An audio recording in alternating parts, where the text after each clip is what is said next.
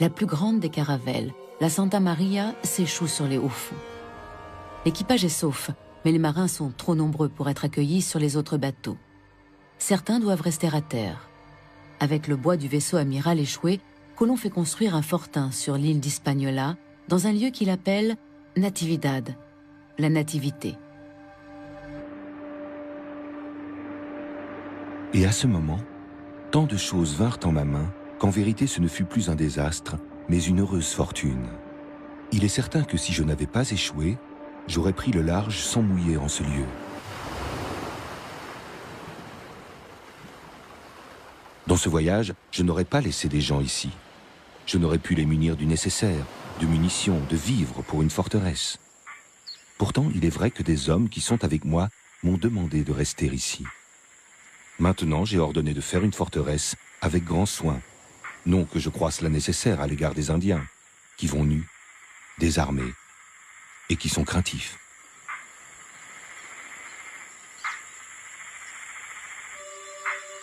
Armés des fusils à poudre qui terrorisent les Indiens, 39 Espagnols s'installent dans le fort de Natividad.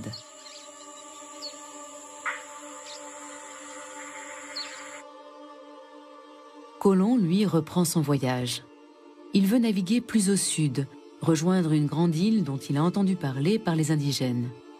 Mais au large d'Hispaniola, les marins de la Niña, fatigués et très éprouvés, veulent profiter d'un vent favorable et lui demandent de rentrer en Espagne. Seigneur, parce que je sais que vous aurez plaisir de la grande victoire que Dieu m'a donnée en mon voyage, je vous écris cette lettre par laquelle vous saurez comment, en 33 jours, je suis arrivé aux Indes, avec l'armada que les illustrissimes rois et reines m'avaient donnée, comment j'ai trouvé quantité d'îles peuplées de gens sans nombre, et comment d'elles toutes, j'ai pris possession.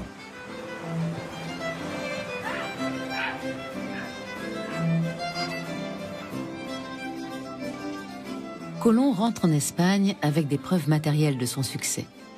La lettre dans laquelle il annonce qu'une nouvelle route vers l'Asie est ouverte et que l'océan est navigable fait le tour de l'Europe.